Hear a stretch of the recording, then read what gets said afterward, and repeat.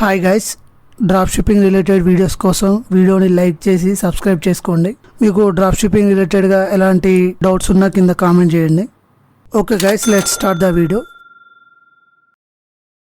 మీరు drop shipping start చేయాలనుకున్నా already మీరు స్టార్ట్ చేసిన ఈ వీడియోను కంప్లీట్గా చూడండి. యాక్చువల్గా మనకు షాపిఫై ఇంతకుముందుకు 3 months 20 రూపీస్ ప్లాన్ ఉండే. అంటే మనకు ఎవ్రీ మంత్ 20 రూపీస్ చొప్పున 3 months అలా ఉండేది. అంటే 60 రూపీస్లో మనకు 3 months మనం స్టోర్ రన్ చేస్తుండే. బట్ మనకు లేటెస్ట్ అప్డేట్లో దాన్ని 1 monthకు తగ్గించారు. అంటే ఇప్పుడు మనకు 20 రూపీస్లో మనం ఓన్లీ 1 month మాత్రమే స్టోర్ని రన్ చేయగలం.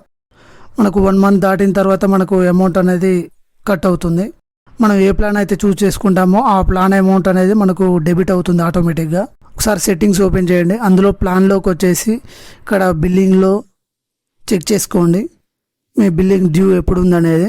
మీకు 3 months ఫ్రీ వచ్చిందా లేదా 1 month ఫ్రీ వచ్చిందా, మీ బిల్ డేట్ ఎప్పుడు ఉందనేది ఒకసారి చెక్ చేసుకోండి. మీరు సక్సెస్ఫుల్గా స్టోర్ని రన్ చేస్తున్నారు, ప్రాఫిట్స్ ఉన్నాయి, నాకు షాపిఫైకి పే చేయడానికి ప్రాబ్లం లేదు అనుకున్న వాళ్ళు పే చేసేయండి, నో ప్రాబ్లం. బట్ బిగినర్స్ ఎవరైతే ఉంటారో వాళ్ళకు మంత్లీ 2000 పే చేయడం అనేది కొంచెం డిఫికల్ట్. సో మీరు ఏ ప్లాన్లో ఉన్నారో మీ స్టోర్ బిల్లింగ్ డేట్ ఎప్పుడు అనేది ఒకసారి చెక్ చేసుకోండి. మీరు ఇంకా సేల్స్ జనరేట్ చేయలేదు, స్టోర్ని రెడీ చేస్తున్నారు, ఆరో ఫేస్బుక్ యాడ్ ఇష్యూ ఉంది, ఇలా మీకు ఏదైనా ప్రాబ్లం ఉంటే మీ స్టోర్ని డియాక్టివేట్ చేసుకోండి. ఇది షాపిఫైకి మనీ ఎఫర్ట్ చేయలేము అనుకున్న వాళ్ళకు మాత్రమే. మనీ ఎఫర్ట్ చేసే వాళ్ళు పే చేసుకోవచ్చు, నో ప్రాబ్లం. మనీ ఎఫర్ట్ చేయలేని వాళ్ళు ఎవరైతే ఉంటారో వాళ్ళు మీ బిల్లింగ్ డేట్ చూసుకొని ఒక 2 days 3 days ముందే మీ స్టోర్ని డియాక్టివేట్ చేయండి. ఎందుకంటే మనకు ఇన్వాయిస్ అనేది ముందుగానే జనరేట్ అవుతుంది.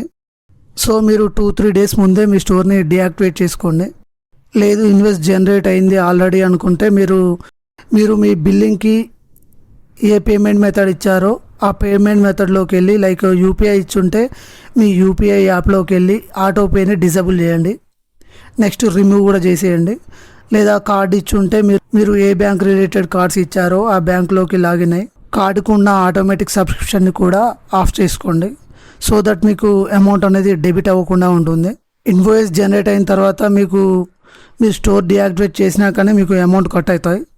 So be careful. బిగినర్స్ ఎవరైతే ఉంటారో మీరు స్టోర్ మీద కన్నా మార్కెటింగ్ మీద ఎక్కువ స్పెండ్ చేయండి. లైక్ ప్రొడక్ట్ని టెస్ట్ చేయడానికి కానీ, విన్నింగ్ ప్రొడక్ట్ని ఫైండ్ అవుట్ చేయడానికి, యాడ్స్ని స్కేల్ చేయడానికి, ఇలా వీటికి మనీని స్పెండ్ చేయండి ఇనిషియల్గా. ఇది నా పర్సనల్ సజెషన్. లేదు నేను ఎఫర్ట్ చేయగలుగుతాను అనుకుంటే నో ప్రాబ్లం, వాళ్ళ గురించి కాదు ఈ వీడియో. ఎవరైతే బిగినర్స్ కొత్తగా స్టార్ట్ చేసే వాళ్ళు ఉన్నారో వాళ్ళ కోసం. మీరు స్టోర్ని డియాక్టివేట్ చేసుకొని మళ్ళీ సేమ్ మెయిల్ ఐడితో ఇంకో స్టోర్ని కూడా క్రియేట్ చేసుకోవచ్చు.